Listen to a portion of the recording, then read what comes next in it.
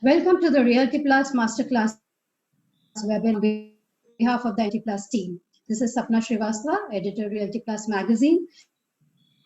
The technology partner for today's webinar is Digital Uniform.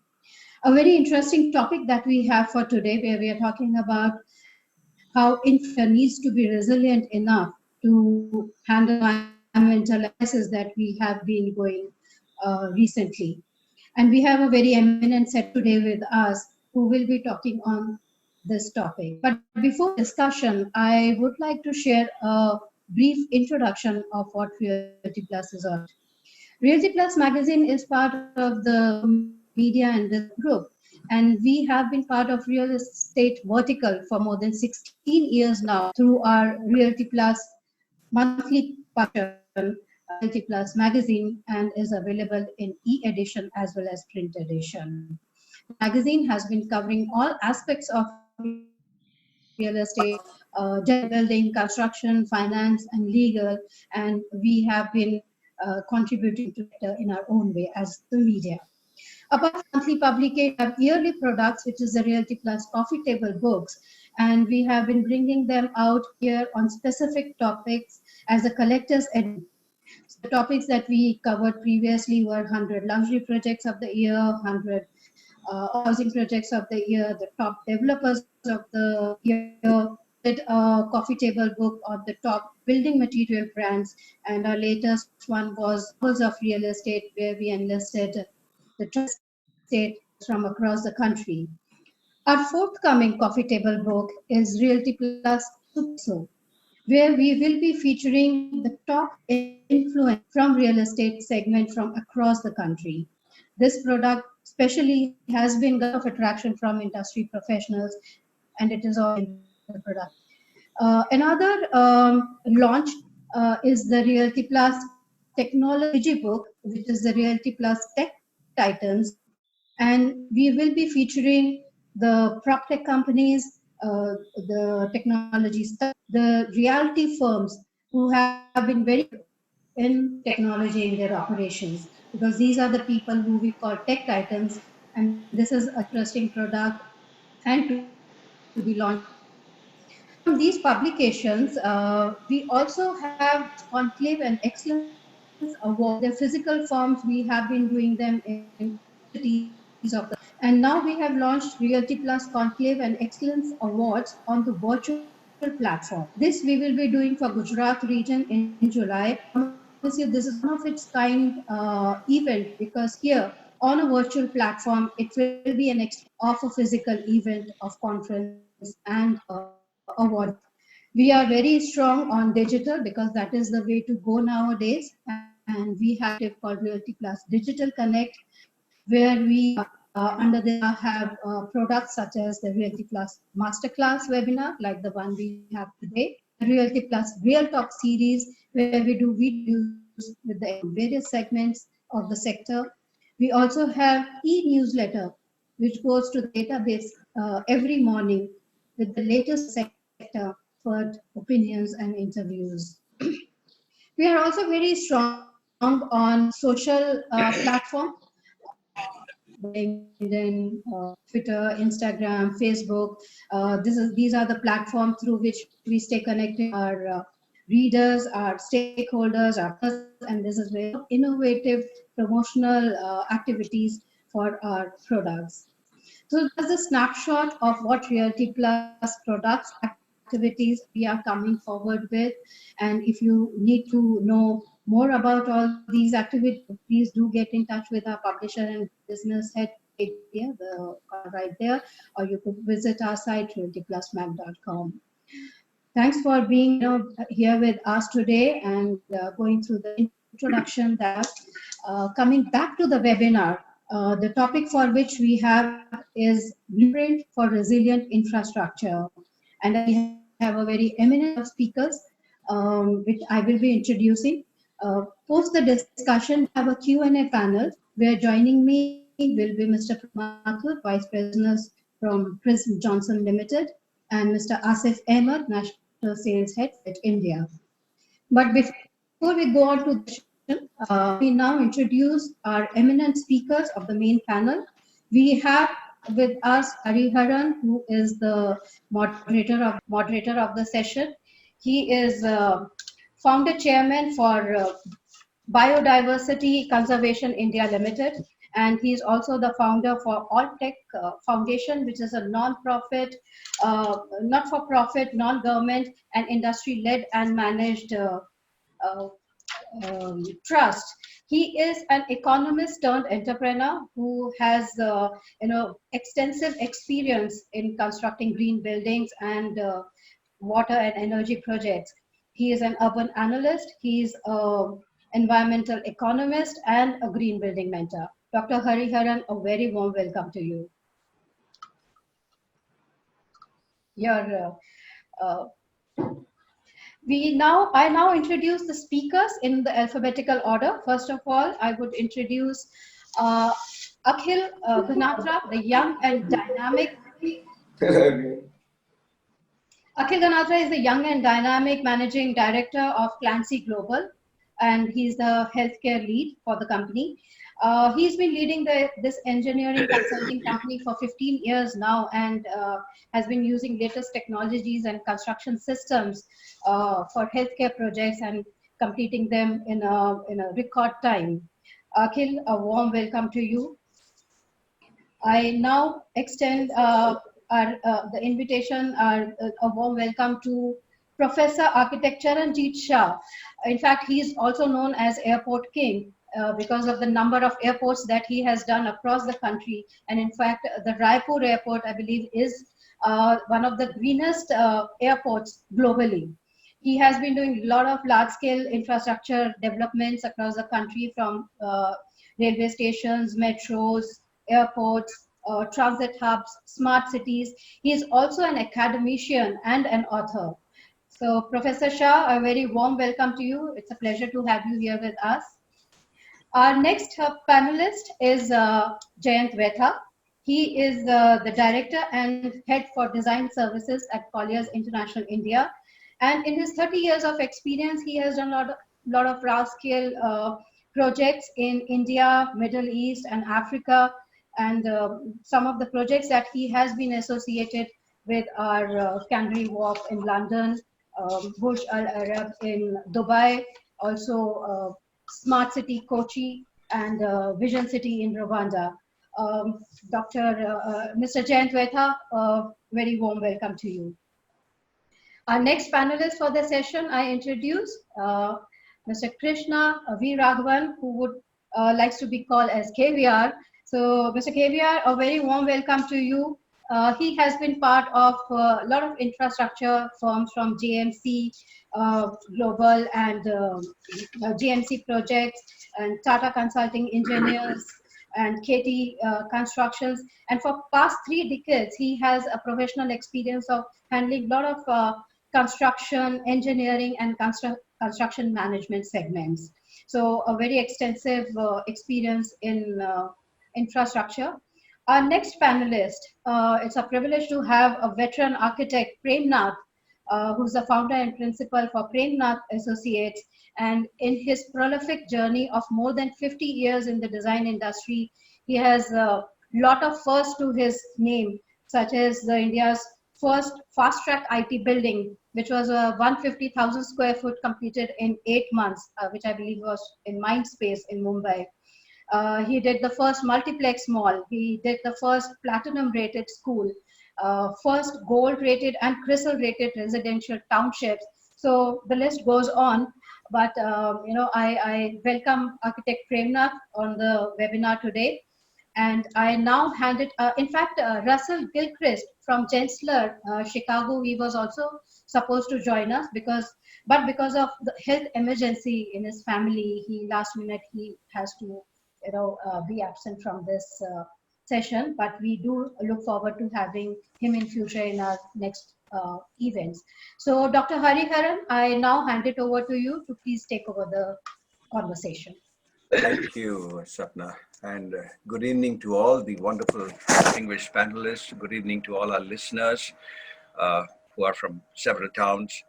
I must congratulate Realty Plus for the extremely important and wonderful work it you've been doing for 16 years, as you reminded me earlier.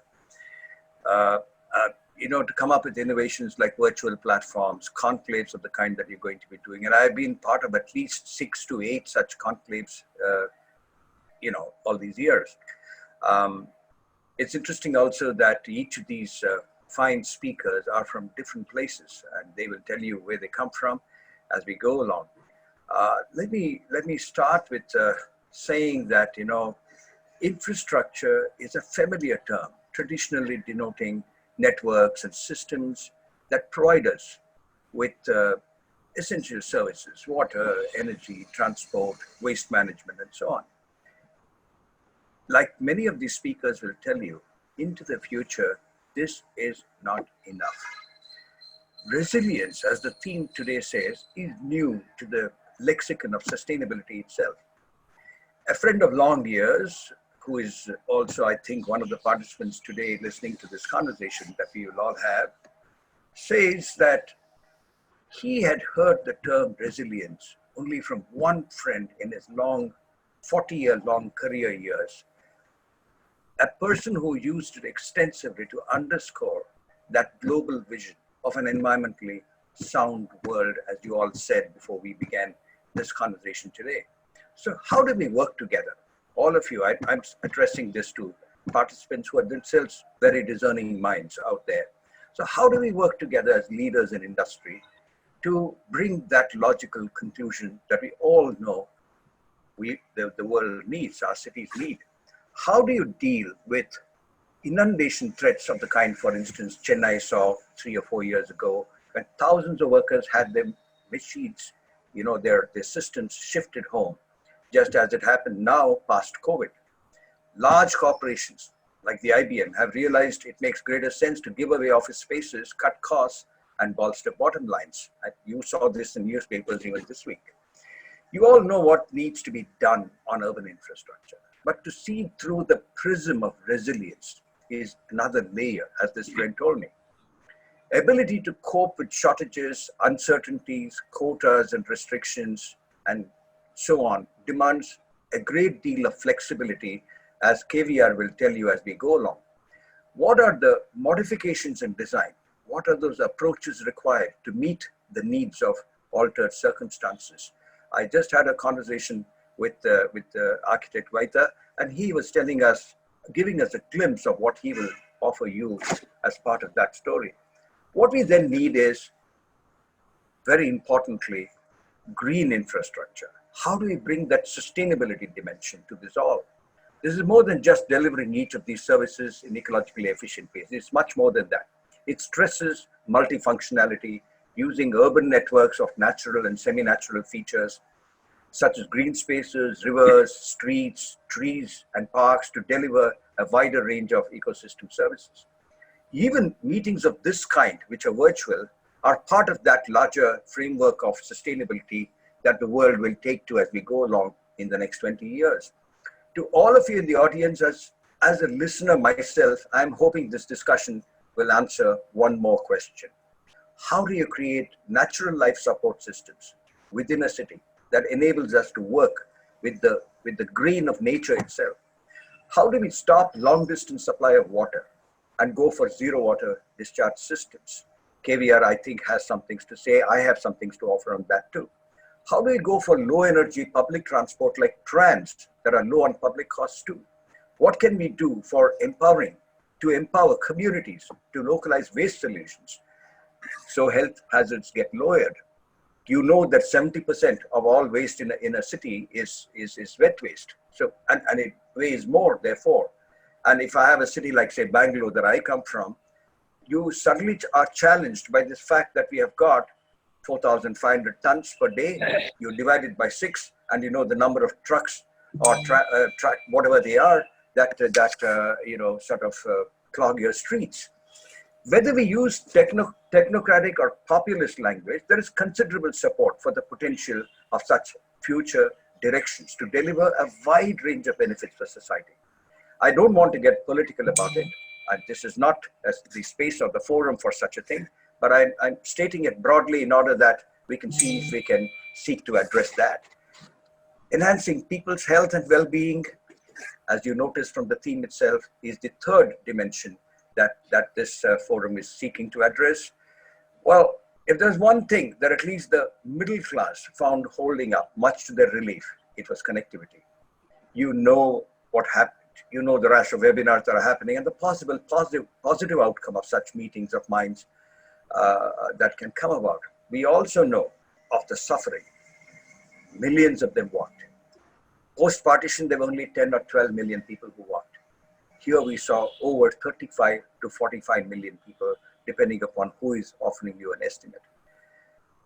It's painful. It's left a scar that I think I will personally carry, a lot of us will carry as we go along over the next, say, 15, 20 years.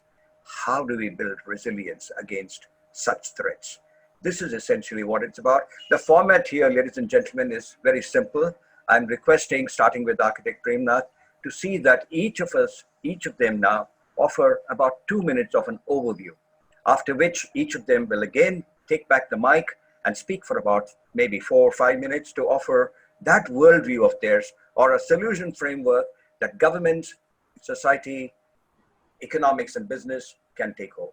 You see, there are four constituents or 4 stakeholders for any of these things. It's industry, it's government, it's business, and it's the consumer. We forget often the consumer. So keeping this in mind, I'd like you to see how you can get this session kicked off. Architect Premnath, over to you. Good evening, sir. Good evening, my fellow panelists, and good evening, participants. Thank you very much for giving me a chance to begin with. The resilience infrastructure, or resilience cities, what we call, to me looks like a new fancy word. This is being used for last around 8-10 years time. I'm an old timer, I belong to the last century. And we plan city that time is to call them future ready cities. You think of it, our town planning norms are way ahead, even 100 years back, to cover the plan of a city for next 100 years. When we plan our cities over there, we take care of all the contingency required, whether transport, traffic inspection, public spaces, whether we need density, population explosion, the garden green spaces, whether hospitals and schools and health and whatnot over there. That means those plans were really done as a future. They're nothing much, and they are quite resilient. And all the master plans are reviewed every 20 years as a development happens year after year, depending on how the industry is working, how the economics is working over there, and how the shift can happen over there. So they can possibly modify and meet the requirements over there. It has happened, like Delhi has got 3 master plans after independence. Mumbai has gone through about 3 master plans after independence over there. Today we have master plan for like place called like New Bombay, which was built around 50 years back. Now, the New Bombay has got almost all infrastructure available, which for tomorrow is ready for that. But point is, only thing is, what is lacking in all our cases over the cities is the implementation. People come to build first, then enter come infrastructure. Like New Bombay had about 25 years have been building over there, and radio connectivity was not there. After rail connectivity came, the Bombay city started growing further over there. Even now, after 50 years' time, the public spaces, the requirements like schools, like health facilities, hospitals, medical facilities over there, gardens, other places over there, they're still not been done. They have to be done by the state or the authorities. They assume, no, some private fellow will come, give them fancy money as real estate, make fortune out of that, and then develop it. Now, because lack of those facilities, we have suffered today because of Corona, because we have no facilities available. This happens in almost all the city, whether it's Bombay, whether it's Delhi, whether it is other places also there. The city planning is done for future. They're quite resilient over there. What is lacking is implementation. Now, if it's not implemented over there, after implementation, what is lacking? Management. What has been implemented, not being maintained properly. What is required? Maintenance. Roads are broken, they have potholes over there, they're perpetually over there, drains are choked up over there, sewers don't work over there, water supply has got shortcoming on that, and health hygiene is not sufficient. That means maintenance is not there after implementation. After maintenance over there required management. They needs a good management team to continually all manage all the facilities. Possibly without management over there, when crises come there, nobody knows what to do over there. That's why they say we should have a management we call command, the central commands, kind of management command we call over there, which possibly has mixed people from the industry, from the police, from the what you call health hygiene, from different parts of the different categories, and they must have emergency funds available to them to be utilized overnight. When crises come over there, they don't have to invite tenders and quotations for doing things done over there. They should have money ready in the pocket to spend overnight within 24 hours time, so they can start like disaster management. Now that disaster management should be ongoing. It should be out there ready, like fire brigade. When fire happened, the fire brigade comes within 3 to 4 minutes time. Similarly, disaster management for the city should be continuously ready for any eventuality. Now with these things basically we're lacking over there. How do you make it functional? Okay. Okay, Architect Premnath, I have to stop you there. I'll come back to you. Professor Charanjit Shah. Yeah, 2 minutes if you don't mind. Yeah. Okay. Yeah. Good evening, everybody, and thank you, Dr. Hariharan. First of all, I would say that I shifted from my Sake. I'm from Delhi. I born in a refugee camp. In Pakistan and India's partition time. And now I am living in my farmhouse here, which has a diversity park next to my house. Professor Shah, if you don't mind, I'd like you to simply tell us an overview of what you will be presenting. I keep this story for later. Yeah, I am just focusing on the change in design post-COVID. Sorry. And it has been said that, can we really talk about and can we start working with our soul? I got that. So my submission is that if we start working from soul, and we probably with some sort of functionality, and not it's like cosmetic or a global, we just copy paste things, then I think that is what is required to be seen. That is in the intake, which I probably would like to go on. And other thing which I probably would say in the words of Abdul Kalam, is like dreams transforms into thought into vision into reality. In case we practically dream through the soul, we will get ultimate the best of our sustainable architecture of the human settlement. Right. Thank you. Very nice. That's a very nice capture. KVR, over to you. Good evening, everyone. I agree with Premnath ji. He has put up all the views which were defined. See, if we go through the cities development in the urban planning, we see that every city has got a old city and a new city. The old city is totally irregularly planned, whereas the new city needs to be developed in such a way that it is a sustainable community. We know that all the developments in the CDP, beyond the CDP, everything is with the planning department. If they can initiate the public transport system, public utility services, the colleges, schools, I don't think so. Most of the population need to the CBD area. This is one thing. Pandemic has shown that people living away from the cities are less affected compared to people who are in the CBD area because of the congestion. This is one concern. Third thing is water and other sustainability is also should be rooted only in the particular areas. So zonal wise, if you create a satellite township and successfully run this satellite township, just connecting it with the main city only for the use of office goers, and most of the children and household people can be within the 5-kilometer radius. That's nice. That's nice, KVR. Somewhere we will get to that. I'd like you to see if you will listen to the other speakers when they expand upon their themes, and then reflect on what you just now told us as the core. You are the first engineer. We have had 3 architects here and 2 engineers. I will come to the next engineer, Akhil, right now. And after that, we'll go to the other engineer left in this team. Right. Akhil, over to you. 2 minutes, please. Yeah. Yes, please. Hello, everyone. I'm from Bombay. And like Sir said, I'm an engineer. So I'm going to look at things from the perspective of an engineer. We're living in a data economy in terms of how data can be used to increase resilience. So you have to look at data from 2 perspectives is what I'm going to cover in some sense. The first one is remote intelligence of assets already constructed, whether they are master plans or single buildings, if we can create a feedback loop of information, we can see how these assets can be made more efficient and more productive. Same way when you're talking about data, the people who are constructing our projects today are laborers who are not as educated. But with that said, they already have the access to where data comes from and give back data to us. So how do we use that data to build faster, to build more efficiently? So those two things from a data point of view. The other 2 points that I'll be covering are to do with, like the architect Premnath has said, and even with regards to maintenance, is a circular economy. How can we get simple things, and especially in the COVID times, we've realized is food. How do we get food from a closer vicinity rather than going far away for having that done? So these are the few points I'm going to cover. I hope I've done that well.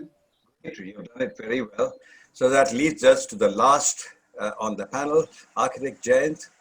So that's the third architect on the panel.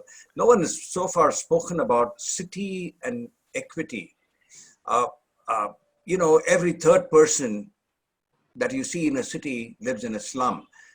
As an architect, I don't know if you want to address that, but I'll leave it to you. Over to you, Architect Jayant. Yes, I think you made a very interesting point, which is the city and the equity, right? Like, you know, I mean, if you look at, I'm going to look at the COVID as kind of an opportunity given to the architects to probably correct the course of the design strategy. As Saranjit sir has said, that is probably where probably designing with a soul is also one of the way, but also at the same time kind of correcting the deficiencies in the city planning, right?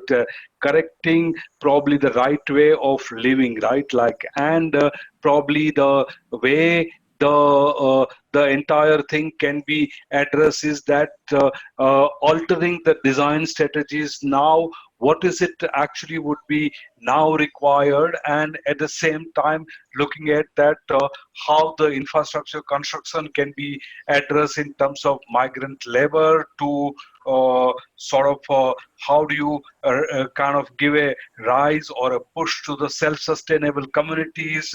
Maybe this is the right time to address the affordable housing seriously, you know, and how do you kind of recreate the spaces which are really generating the fear of the pandemic. There are large open spaces, there are enclosed open spaces. So how would that transformation would occur post-COVID? That is something which is I would like to cover, and what direction that will be going. I got you. Over to you, Architect Premnath, for, well, it's close to 6 now. I think you can take about 4, maybe 5 minutes.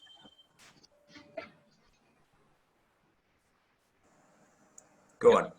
Yes, Architect Premnath, over to you. Yes, I'll continue further what I was saying earlier. Beside that, like what we in talking about resilient cities and resilient infrastructure, the main issue was there implementation. Number one, second was maintenance, third was management.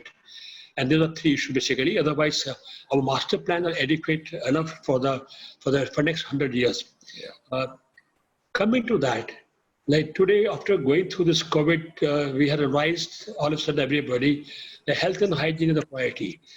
Now, health and hygiene was a priority in any case, always in the master plan, and building design, building construction. It was nothing new. It was supposed to be done. But today it has become like a shock kind of thing to everybody, kind of awakening for everybody, and everybody concerned about that. There is a simple thumb rule basically. We had nothing great about that. When you plan our cities or when you plan our buildings, we need to have sufficient spaces around it, open spaces, plus spaces for light and ventilation. Now, if you don't have adequate cross ventilation or don't have sufficient light, sunlight over there, the building, whether a residential building or a commercial building, are unhealthy. Now, after this today, I'll give you an example. Now, today we in our building, we have a 3 to 4% area as a refuge area for firefighting, for holding the people as a refuge. Now, health point of view, today, now onward, people who are healthy they'll be able to work on the offices. People are healthy, they won't work, they'll be able to work from home, or they won't be able to work on that. So priority will come on health and hygiene. You're healthy enough, okay, but to remain healthy in your workplace, you have to have a healthy environment as a building design. That means you may control your environment directly, indirectly, mechanically, or using electronics or whatnot over there.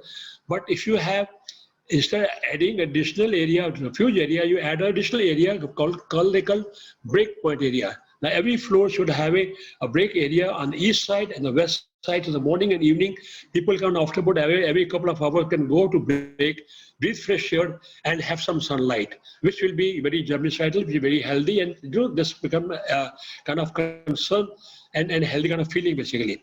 Now this will change the building design in time to come. Similarly, today old time we used to have houses, verandas, and balconies. People used to sit outside and enjoy the fresh air. And unfortunately, buildings now, and in Mumbai particularly and other urban areas, they don't do balcony. They enclose them and make room bigger. Now, as for the new plans that are coming, we are bringing back now verandas, bringing back house plan with cross ventilation, so that people have additional light and ventilation, healthy environment, so that they can possibly, health and hygiene become first priority, which is part of the building. When they say building should be healthy, it is already said for more than 100 years. Why have we forgotten that over there? Today it becomes revival for all of us. So we'll have to make our building more healthy. That is a very important part of building part is concerned over there. Of course, we need to have infrastructure concern over there. Very important thing is the good lesson we learned from what has happened migratory labor over there. No, this is nothing new. See, today, every year, more than 2 million people move between March and June from big city, from Bombay, Delhi, Noida, other places over there. Then they go to agriculture and come back. Today fortunately, we stuck over there in the month of March over there. Our authorities are getting lockdown, sudden lockdown over there. They should possibly allow them to escape before the lockdown, maybe give them 10, 15 days time, 8 days, 10 days time over there. And they could have possibly eased out over there. Having put them into confined spaces, there have been 10 people, 6 people staying in one room over there, and no light and ventilation, there was more contamination. Architect Premnath, you have another minute. Yeah. I'd like you to, sort of expand as with all your experience of so many years on what you see the next 10 years to be for cities. That's not coming through from what you're saying so far or said so far. Sir, next 10 years, our way of life will change. I can foresee there will definitely they have an economic downturn. People will be living a different life. They will be living more like a economical life over there. You may call it a minimal life basically. Luxury will be almost out. You may have luxury will be also minimal possibly. With that thing happening over there, the way of life will change. When the way of life changes over there, our house design, building design, construction design, lifestyle over there, entertainment technician will change. We'll have to possibly have working from home. Will have from walk to work become more common kind of feature now. So all our house design, building design will go totally change in that.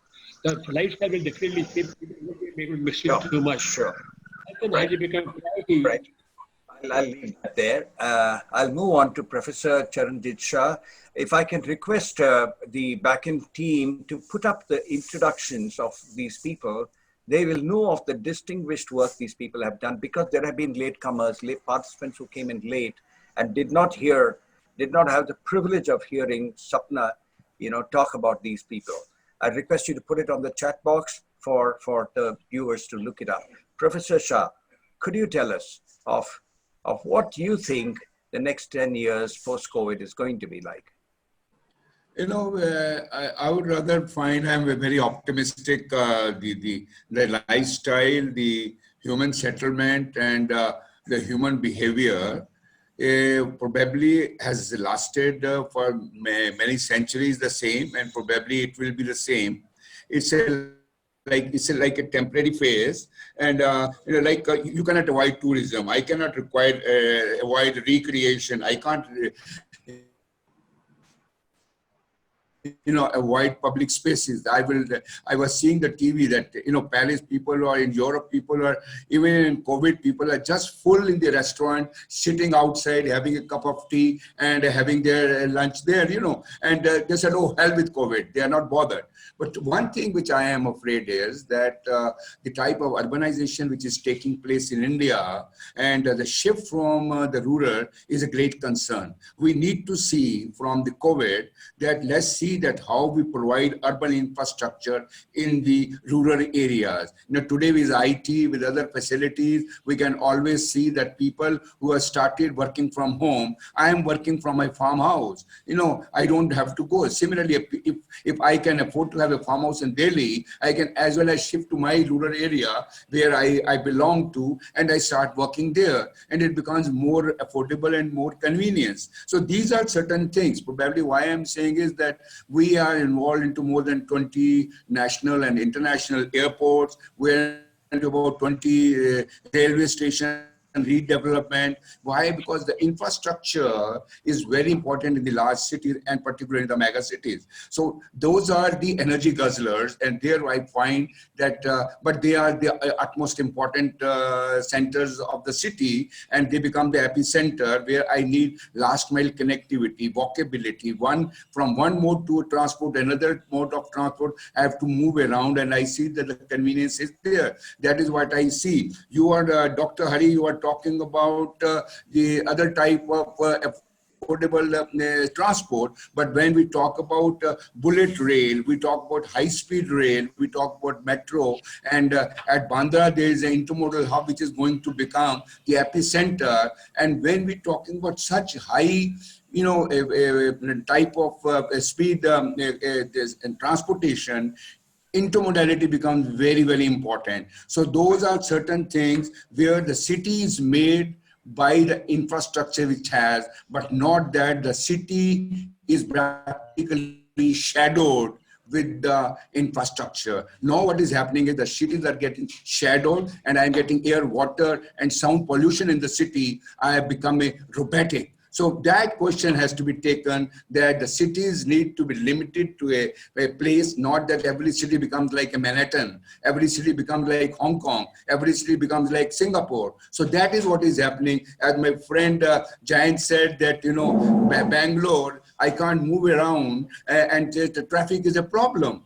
So these are the issues where we need to say that how the sensitivity is there in terms of the great infrastructure, which probably is what is required. Sure. Otherwise, after another 5 years, that it takes 3 hours to reach from airport to the Bangalore city, and I cannot move back to my city and work there. So these are the things. Yes. Can I ask you to, in one, maybe 2 sentences, tell us of what you think designing with the soul actually implies? Can you be again? Because I couldn't get you. You had said earlier that designing with your soul intact is important. Yes. You went back to your those days when you walked with your parents from the other side of Punjab to this side of it. Can you tell us what this means to the future when you talk about designing with a soul? So I said, I'll tell you, sir, what we experienced. We did Chennai airport, we did many other airports. When we were doing Bhubaneswar airport, Varanasi airport, even Kartarpur corridor, we thought, let's not go to the rat race of global transformation only. So we, in Bhubaneswar, what we tried, let's see how we put soul into the design. So we made a Jagannath chariot. It's a Jagannath chariot where the composition of temple architecture is there. Okay. So similarly, in case I can put the philosophy of the place, like Shirdi Airport, we did, where we put those elements. Once we did Akshardhan metro station. So all those places where you put the architecture component in a manner that you say, I've gone to the temple. It touches me and it's my soul. The lastly, I will say, Doctor, one more sentence, that any built mass should not be treated as a mass and brick and concrete, but as a living organism which breathes with the nature and embodied with the nature. In case I realize that and I make every building as my own child, then it is from the soul. That probably needs to be this, and we will away from the glass towers and the cosmetic architecture, which probably we see everywhere. Maybe it is Bombay, Bangalore, Mysore, anywhere I see those glass towers. So I am against that sort of an architecture, which is nothing but cosmetic, but let it be organic. Wonderful. Thank you. Wonderful. Thank you so much. KVR, your turn. You wrote about, or you want to talk about, the need for self-contained communities. You are talking about development of the future that offers hassle-free city living. Here you heard Professor Charanjit Shah saying, built mass has to breathe. We have to see them as living buildings. You are talking about living communities that are sustainable and that they are wholesome. Over to you, KVR. 5 minutes. Well, sir, when I talk about a sustainable satellite township, I am segregating the entire population into different segments of a city. So once they are available, their reach is available within the community. They need not come to the other areas of the CBD area where it is not necessary for them.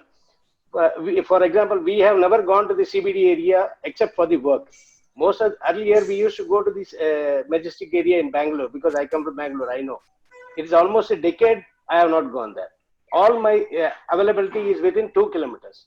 I think every city has been developed like this, and the satellite township should cater to health, should cater to requirement of the schools, colleges.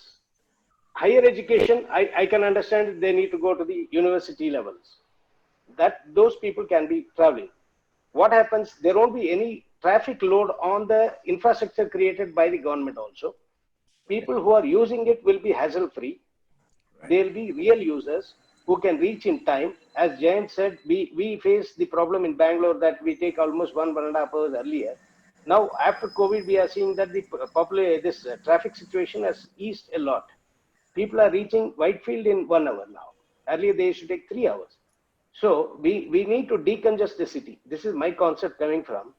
So I think that this is the order of the day, and this is going to be the order of the day.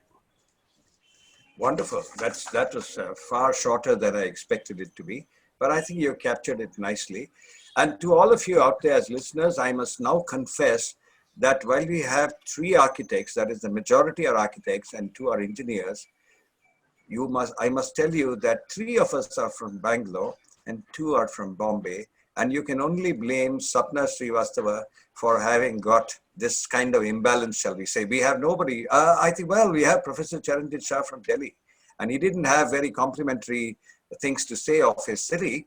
And I'm not going to make that public to you all. Now the turn I'd like to think is that of Akhil from Bombay, Akhil Ganatra. Your brother is also listening to you, so you'd better be careful of what you say. Hello everyone, it's great to be on this panel. We've got some, very grounded and experienced people, and they've seen how the industry has grown. As I said in the beginning, that we're moving into a data economy whereby if we track, which means the definition of resilience in itself is changing over time. In which case it becomes really important, and we already have the technology to do it.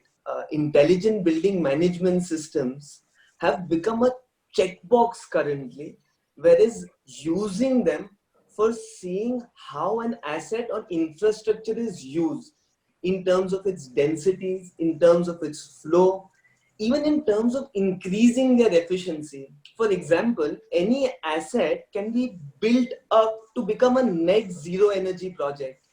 It's about investing, making money back, and reinvesting. So the first, I feel, very important point is that we have reached a stage in life where resilience and the environment around us is changing much more dynamically than we ever have had. So by having data sensory points and designers especially staying engaged as the asset operates, because typically like Charanjit sir is there, Premnath sir is there, they would design the asset. Once the operator is engaged, they're out of the asset. If the same designers, whether they're engineering designers or architects, could get a feedback loop of what's happening or what they had originally thought of designing, the efficiency of the same asset can keep going up as time goes by. So that's, sort of one central point I think is very important in terms of data intelligence. The second thing we feel very consciously of is part operability. If any of the cities we're talking about today, Delhi, Bombay, Bangalore, if you look out of the window, you'll see innumerous amount of construction happening, and the asset of the city is getting blocked or is getting dead. How can we start building things in parts so that they can start getting occupied? At a psychology level, people will have to also adapt to it, is because they have to know as consumers that construction technology has become more dry and modular. And when it comes to safety, it can be very well managed. So even when we are looking at these skyscrapers coming up and 7 years, 8 years, it's just a construction site. You look at the metro construction, large parts and strips are blocked away from the city. How can that be done more clinically, which means giving spaces back to the city or giving spaces back to the people who are going to occupy it? In terms of what you've mentioned with regards to labor and how migrant labor is currently getting dealt with, what's happened is that we're conveniently ignoring them at this point in time because their level of education is a lot lower. You are almost thinking to yourself that, okay, these guys are just going to come and do the work they're supposed to do. But now all these people have got data in their hands. They've got phones in their hand to be able to track productivity. At the bottom of the pyramid becomes really important, because only with productivity you can give socio-economic benefits to them.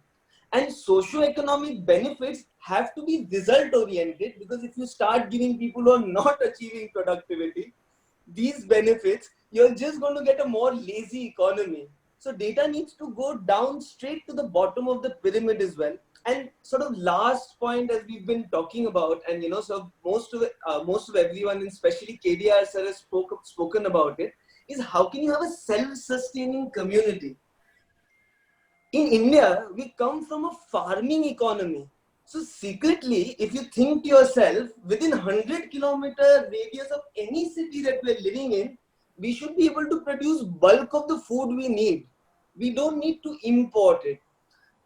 What is important is, because the weather is changing so quickly, we have to define the grades of our farms. Natural farming independently may not service food, but we can do temperature control, humidity control. So there have to be scales and grades of farm that can generate produce for fulfilling a city even. And when you talk about towns, villages, it becomes even more easier. So that's all from my end. Very nice. Extremely passionate. You're the baby of the team, but I think you made a great deal of sense in what you said. You're right about this, that 700 million of us live in the other 98% of our natural ecosystems and lands. There is no more than 140,000 square kilometers of our cities, which 7,900 cities. And we have 35% of our population staying here. I will move to architect Vaitha, Jayant Vaitha, and thank you, Sapna. Grateful to you for having posted all their profiles on the chat box. I'm sure that it helps our viewers and listeners. Over to you, Jayant Vaitha, for your take on where you think India's cities are going. Yeah, in terms of resilience. Yes. Thank you so much. And looking at how it's been summarized earlier, Premnath sir has talked about town planning need and the way the present city is designed, while Charanjit sir has said about designing with the soul, right, which is very important, while Akhil has made very important point, as any millennial would probably make, is that design with the data, right, which is very logical steps of that. So you have and KVR sir has spoken about the self-sustaining township, which are like a cluster of that. So it's kind of probably, I think it's a great to see that when you integrate that, where do you get what kind of cities do you get, right? Like, do you sort of have the cities which are the present cities, what you look at it, they are designed sort of practically mechanically, right? Even in the city design, you don't see that much of a soul, right? Like most of our cities lacking the city centers, right? The urban centers are open. Now you see probably more and more requirement of people like to be more outside than within a closed environment, right? So where are those urban spaces which you see outside India so much? Plazas, piazzas, squares. In India, it's not there. Town planning has not taken care or is very little done on that. Maybe the KVRs, what you said, the self-sustained township would probably take care of people's requirement of be right balance of the public and the private spaces, and what probably importance is to that what direction the cities will take. Yes, there'll definitely be sustainable communities increasing more and more with his link to the center, because the businesses are sort of scattered all over. Transportation still would be one of the issues, but yes, the COVID lockdown has proved that sustainable community is probably the right way. There's also would have to be based on the data which is coming out. It says that there'll be a good raise of affordable housing construction, right? Because now the people are realizing that yes, the housing need to be affordable to the people.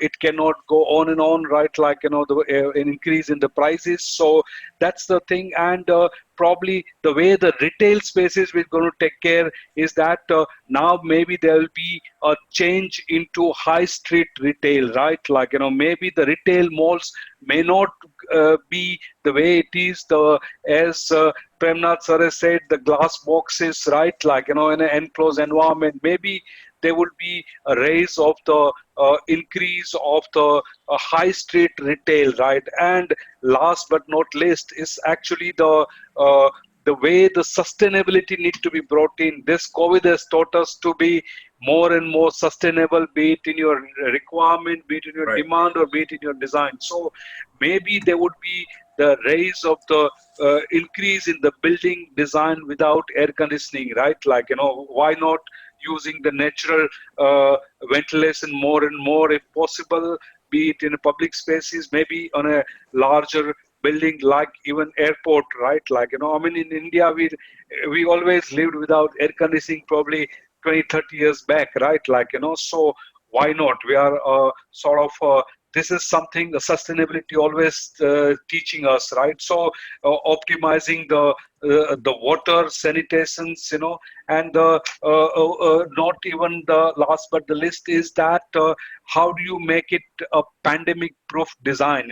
How do you make the design for happiness, right? Like, how do you, there is a standard in place called wellness standard, right? Like, why there cannot be a standard which is you can call the pandemic resistant design standard, or sort of pandemic proof design standard could be probably brought in, right? So what I see is that the cities will change drastically, the larger offices will break down to the smaller ones. So lot more changes I see in the cities, which is need to be thought through and probably need to get implemented at policy level. That's my take, Absolutely, very brilliant. Pandemic is a proof design standard, design for happiness. If these words are taken seriously and we are able to do as leaders or influencers of decisions in any city, we'll go someplace, I'm sure. KVR, I'm going to break protocol and ask you to speak probably for a minute or so on what you said on water management. These are people, these are leaders who come from Bombay and Delhi.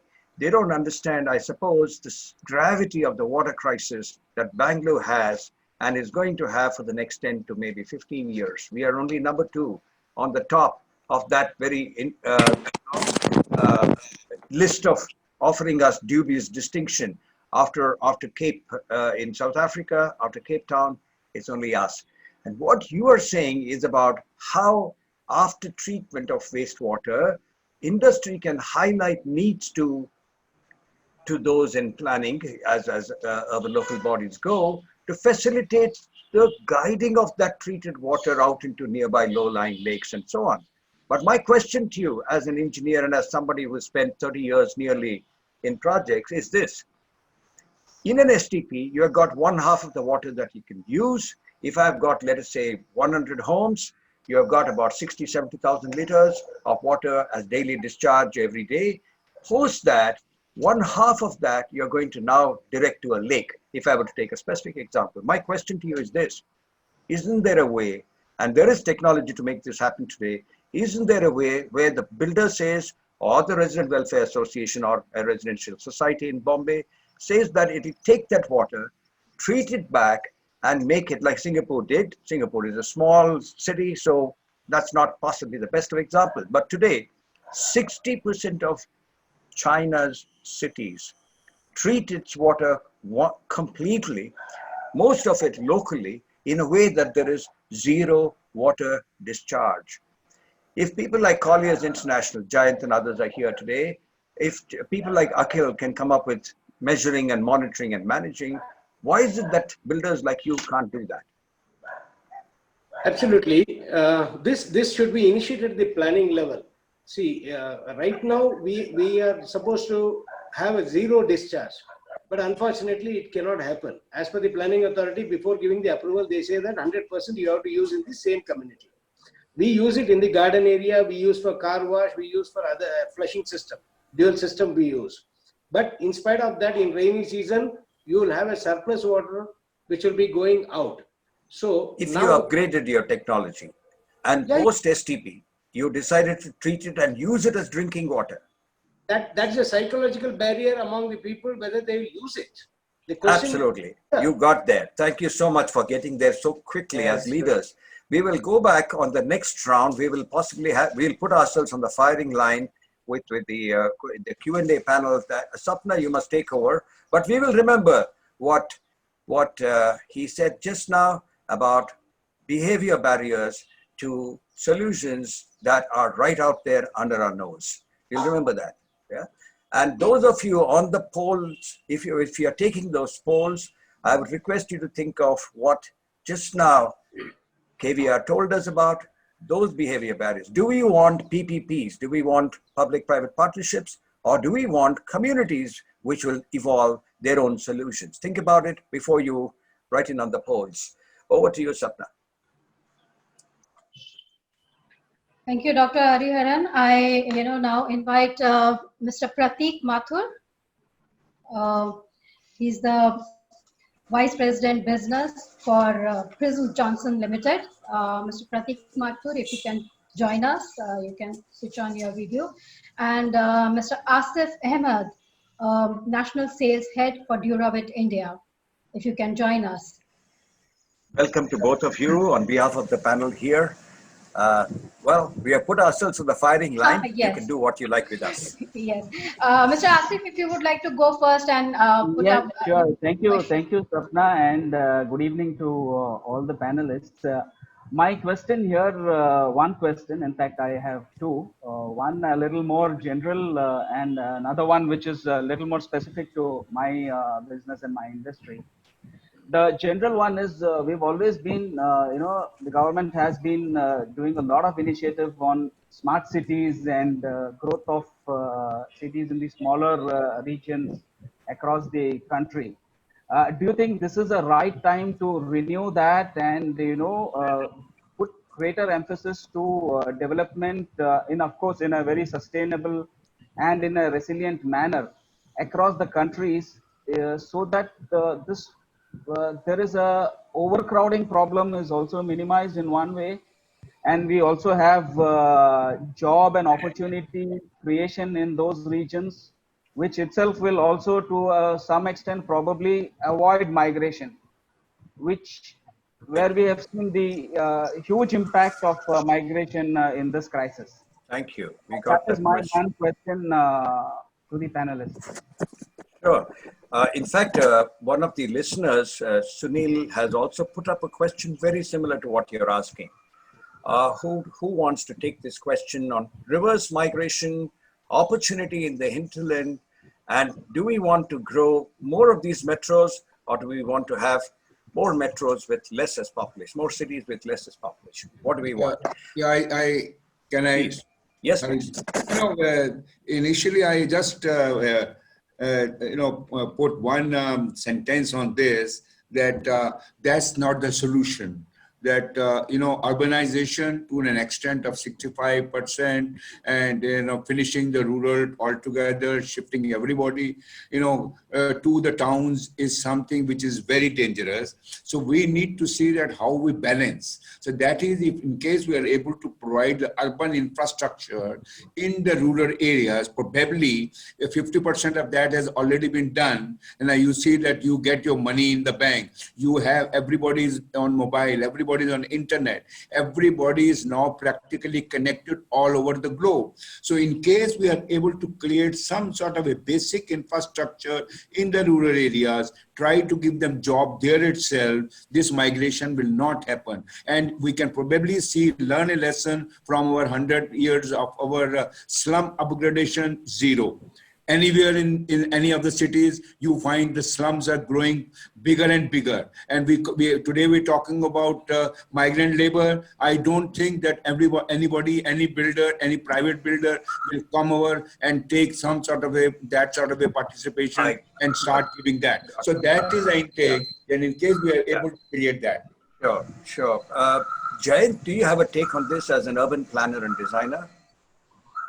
Yeah, I think what they said, what Charanjit sir said is the right point. I agree with that. The balance between the two is very, very important. Whether will you be having enough infrastructure? But if you look at the example, right, like outside India, right, like you will see a lot of those the business centers or the counter cities are developing outside the city. I would probably use the word as a counter cities, which are like a smaller cluster of the cities, maybe just not so far, but probably still outside the city, right? Maybe probably something like the way the Pune is developed in proximity of Mumbai or Mysore, or something is developing in proximity of Bangalore. So that's what it is, because the city cannot grow beyond a size. It has to be a different solution to that. Yeah, sorry, for want of time, I'll stop you there. Akhil, you are that millennial reflecting, I would reckon, 2 out of every 3 Indians. Reverse migration means that if there are 120 daily wage workers today, apart from the farming community, who have dependents, another 3 to 4, so we've got 400 million Indians who are part of this migrant population, who can go back to their homes and find quality of life with perhaps 1/2 the money that they will earn in cities where they live in chawls and shanties and slums. What do you think, Akhil, they should be doing? And what can we do to help them make it happen? So, I mean, I want to take 2 things or 2 aspects of it. The first being, sort of the migrant labor which are living within the cities.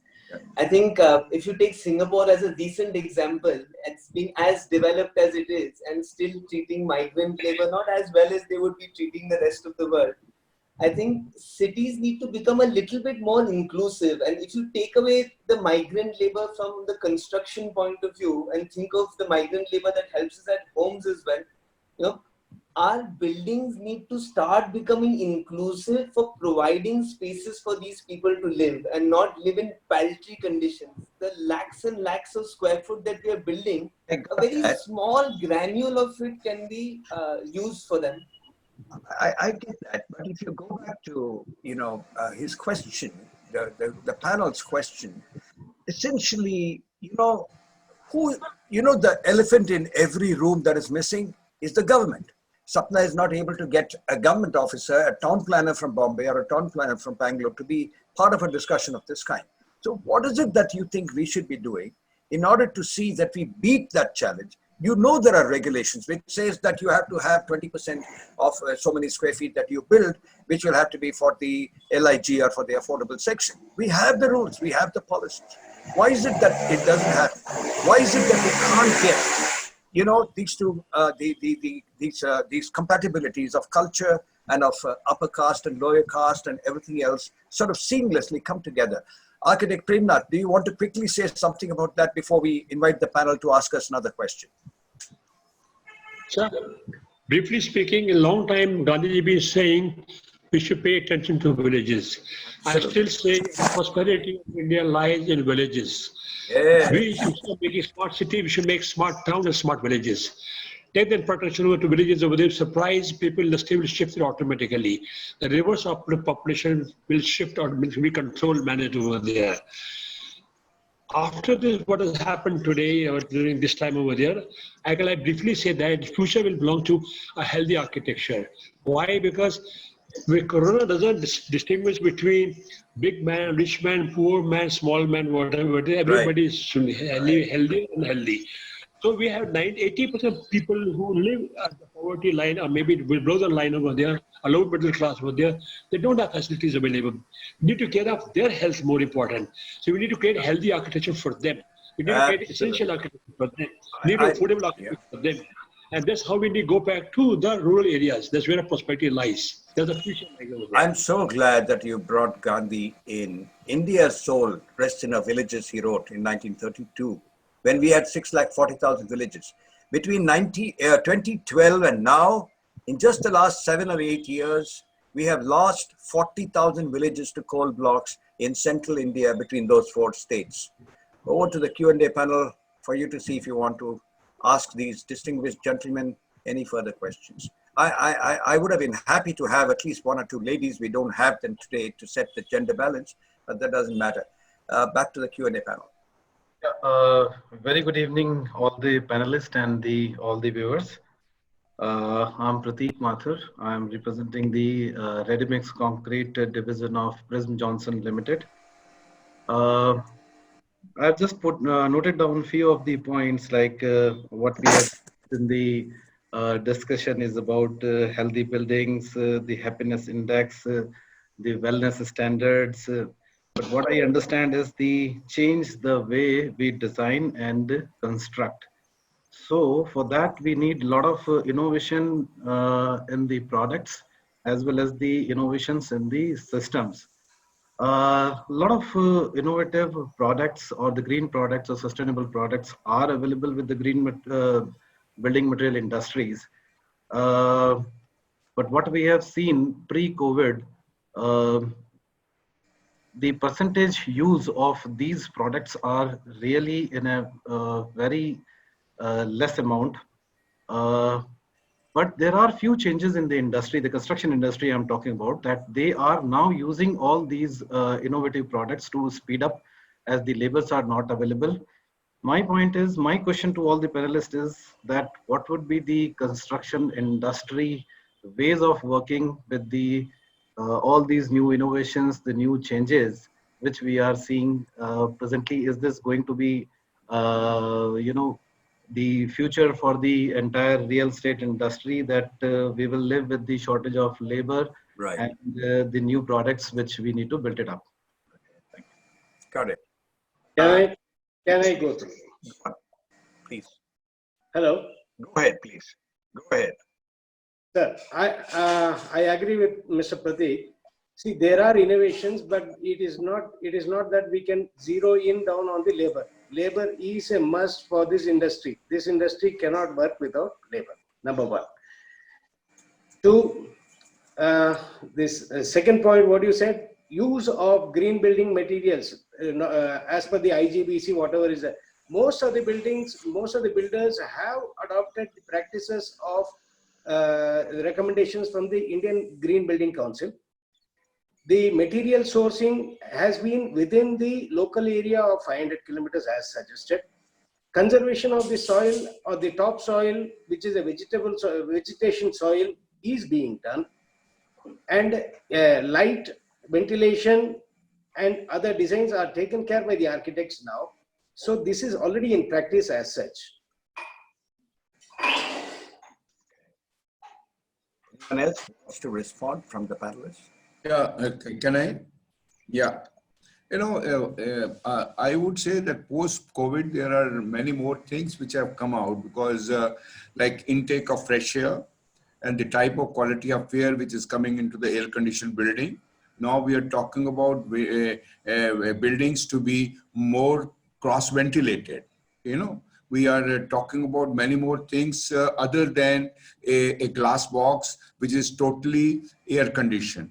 What is happening is now the infection rate in case of a air conditioned building is more than living into a sort of a cross ventilated building. So my intake would be this, that what we need to see is that after COVID, we need to see that our buildings are more respecting the natural resources.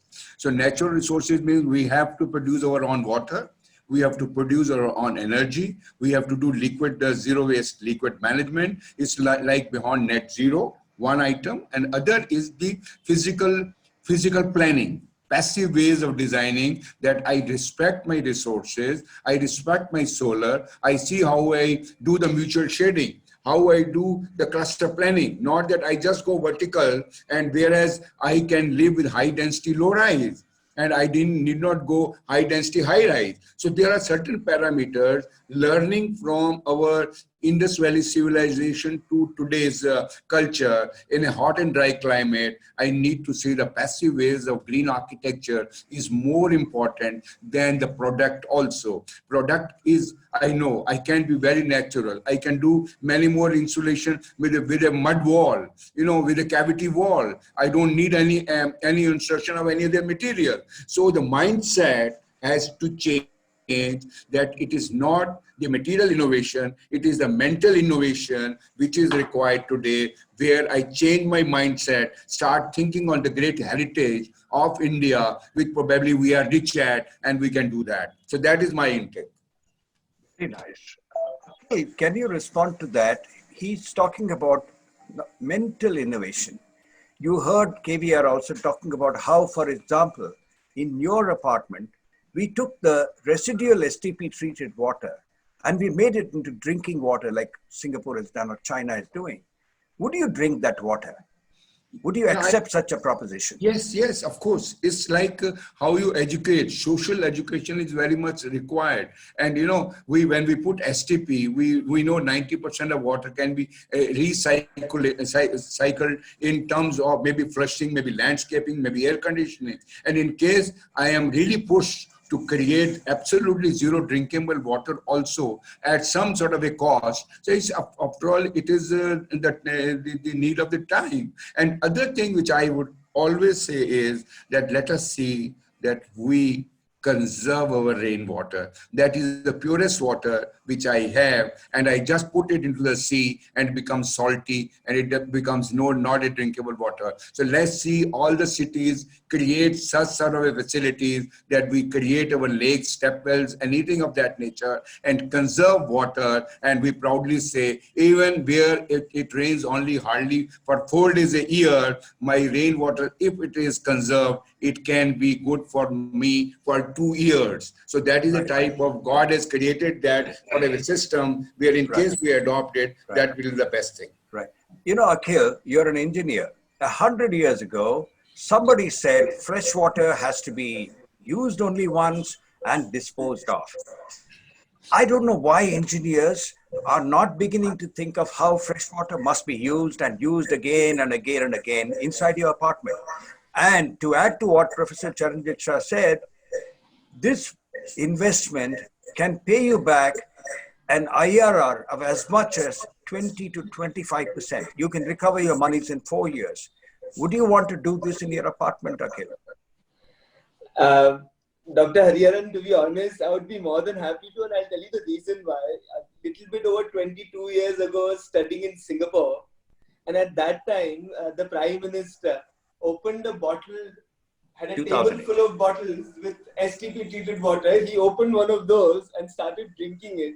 So I think what so Professor Charanjit was saying, it's more a mindset. So to tell people, like we're talking about vertical phasing as well, the mindset that if something's getting built over me, I will get hurt. The mindset that the water that's coming from the STP is not pure enough to drink. So at a mindset level, we are just fine. If Narendra Modi can wake up one morning, Can we? Akhil, I must tell you, it was in 2008, on October 8th, the National Day in Singapore, that the Prime Minister drank that bottle of water. To KVR, as a builder, in the apartments that you have already built, will you want to go and recommend to them a retrofit solution where they take the residual 1/2 of the STP water, don't send it out to the lakes, but treat it in a way that they can drink it? Do you think you can achieve that in those buildings as a builder? Sir, 100% you can achieve with ultra treatment. But absolutely, RO process. They will not use it. The only way is you will have to lead this water to a government water treatment plant. Then they will accept that. No, but in China they've accepted it. Premnath, architect Premnath, you're sitting in a lovely place with trees and a large lake out there. You must show us a picture of what the lake is about. Wow. 60 kilometers from Bombay, you're saying. Do you believe in Bombay, back in your city, you will want to drink such water from your STP treated? Would you do that? Sir, China is doing it. Sir, you'll be surprised. I have a house in Pali Hill in Mumbai, and I use treated water in my house, and nobody knows about it. We tell them it is purified water. Except Maharaj, the cook, he said, no, I want water from Aquaguard. Right. Otherwise, nobody bothers about it. Treated water, we call them purified water, and that's all. Well, I'll take a job in your company. It's a mindset. Yes, my son is an architect, mother was a computer engineer, other one is very engineer. They all enlightened people, they understand it. And everybody in the family, about 20 people over there, we use treated water from home. As simple as that. Right. Same thing in the farm also there. There is a question from one of the viewers, Pratik Barude. His question is, apart from all that we discussed so far, he says dealing with slums in the way of slum rehabilitation or creating these vertical slums, as Ratan Tata called them, these apartments that we do, is not helping sustainability. It rather is increasing the number of other challenges that cities face. Anyone wants to respond to Pratik Barude? Sir, yes. Slum rehabilitation was started after the slum was developed, right? This is the first thing what we should understand. Any city development, you find people migrating from some other place and occupy a space, and then the next fellow comes and joins next together itself. So once the development has happened, only you are shifting them. This is what is slum redevelopment. If you are infrastructure ready, I got that. I think another panelist wanted to speak up on this issue. Yeah. Who else wanted to speak on this issue of slums as well as vertical slums for the middle class? Anyone else who wants to speak on that? Okay. Then I'll go to the next question that has come. There is a person called Niranjan. He wants to know, Professor Charanjit Shah, maybe you should answer this question. Why should that treated water, which architect Premnath said he will use, that is wastewater treated as drinking water, Akhil also agreed that he would be willing to drink that water, kind of water. This man wants to know, why should such treated water be accepted? Don't we have a choice, or should this be the first choice? That's his question, Professor Shah. Yeah, I agree with Nilanjan. What he says is, but it's actually purely, it's a matter of choice. Yes, I agree. In case we have scarcity, see, even cleaning sewerage water to purified water, it costs very heavily. First of all, I must admit that too. In case I am spending money so much, that is only in scarcity and in emergency. But in case I have some sort of a rainwater or some other water which is available to me, which is grey water and which is not a sewerage water. So in case I am able to use that as a purified water, it will cost me less and I can use it. But psyche-wise, I agree with Mr. Premnath, I agree with my friend Akhil, it's only the mindset. Once socially we are embodied with that, I said, we in Delhi, sometimes in our pipeline, which we say purified, we get sewerage water, but we are drinking because we have no other option. That's the scarcity of water. But once it is there in the process, everybody will start using it, Absolutely. One more, I will add to that by saying today in Bangalore, we get 130 crore liters. We are 1 crore people, approximately 130 liters per person. We have 1 crore more people being added to Bangalore by 2030, 10 years from now, not too far away. So Niranjan, we have only 130 crore liters from Kaveri. It's a finite source. We cannot get any more water from that river or from any other river in our city called Bangalore. We do not have a choice. China does not have a choice in 60% of its cities because they do not have fresh water that can come from long distance sources. Today, among 3 major challenges of engineering, one is how we use fresh water from wastewater. The 2 other challenges, and today we did not discuss transportation, we have not discussed health, both of which are part of this factor called resilience. If you go to transportation, if there is anybody here who wants to speak about that, I'll be happy to learn from you all, and our listeners would be happy too to listen to you speak about transportation and the factors. Anyone who wants to talk about that? No, I'll talk about this. Yes, please, Professor Shah. See, transportation for any city is the major infrastructure. And today, in today's context, because I've probably been doing transportation works for the last now more than 3 decades. And, maybe airports, maybe railway station, maybe metro station, interfacing, intermodality, and last mile connectivity. And that probably, when I see in Delhi, 30 lakh people move in metro. And that is transportation. How do you see that a person who comes to work center, he spends 2.5 hours coming and 2.5 hours going. He's fatigued. He is finished. So that is where those 2.5 hours in the morning and 2.5 hours in the evening need to be made relaxed. We create absolutely recreational for him. And how do you create that sort of a transport where these 50 lakhs of people who move every day are in a better, healthy environment? So that is how to create public spaces, how do you create recreational spaces, how do you create retail spaces, how to do the intermodality, which has all those facilities within the transportation system to make a healthy transportation. So that is what the intake is. Transport is not only meant for travel, but it meant for a healthy living. And I am part of it. I go to an office for 8 hours. I spend 6 hours in transport. My God. Well, we have 7 minutes to go before we end, unless We'll take one last question from Mr. Asif and Mr. Pratik. Quick questions from both of you, and short and crisp answers. There are many more questions on the chat box, however. Straight question directly to Dr. Hariharan. Yes. Do you see that the vertical growth of city or the horizontal growth of the city, which is the more sustainable? Well, you have put me in the firing line, trained the gun on me.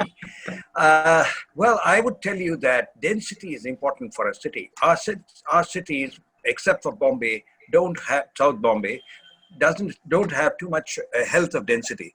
I would like to think that, like KVR said, we need to go high-rise, but we need to also be sustainable on going high-rise. In 1 acre, as he wrote, if we had, let's say, a 100 home and 500 people kind of situation, I think we will be able to keep this cluster compact. However, we have to redefine. We have to, as Professor Charanjit Shah very rightly said, bring in mental innovation and accept the inevitabilities of change that is before us. A lot of the other listeners also are throwing in things like this. Otherwise, you can't have your cities grow. The cities cannot be parasites on the system outside. We cannot have long distance water. We cannot have energy, not all of it, coming from long distances. We are probably another 10 years from inventing, like we did with grid-free phones, we must have grid-free power. How can I give you a 5 kilowatt system in your house, which runs on hydrogen, let us say, and does not have this mangle of copper wires that run millions of kilometers? That will be my answer to you, Pratik. Okay, that was a very, in fact, we have people from Ukraine and Mexico also, right now, who are And listening to from our Uganda, conversation. from the Makerere University. Yeah. Yes, yes. Yeah. So, in fact, there are, two very interesting viewpoints that we had in our chat box. One said that reviving Indian cities is like treating coma cases, while another one has said, do Indian cities have built-in resilience? Um, you know, Professor Charanjit Shah and architect Premnath, just quick comments on these 2 points. Is Indian cities a coma case, or do they have built-in resilience? Say again, please tell me again. I'm not clear. One of the viewers have asked, is is reviving Indian cities like treating coma cases? And another one says, do Indian cities have built-in resilience? What do you have to say? Do Indian cities are resilient or not? Is that so? Yeah, or is it a coma case? They cannot be revived. Let me explain to you. The Indian cities have been planned. The planning part is concerned, the master planning part is concerned, they're designed resilient. They're designed to last for next 100 years growth. It's only we are missing implementation.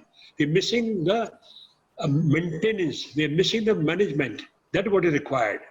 What we need basically how to create kind of a management command system over there, how it can possibly come like fire brigade, come very crisis over there. We should be 24/7 ready for that kind of a management system so that crisis can be taken care of. Without that, the state can't be resilient. Otherwise, planning part is concerned, I don't think the city lack over there. For example, South Bombay planned 150 years back, and they still adequate has water supply, drainage, civil road. New Delhi was planned about 100 years back. New Delhi still is good for the water supply, drainage infrastructure till now. They made it resilient. New Bombay had been planned about 50 years back. It's good for next 100 years, except that implementation is not being done.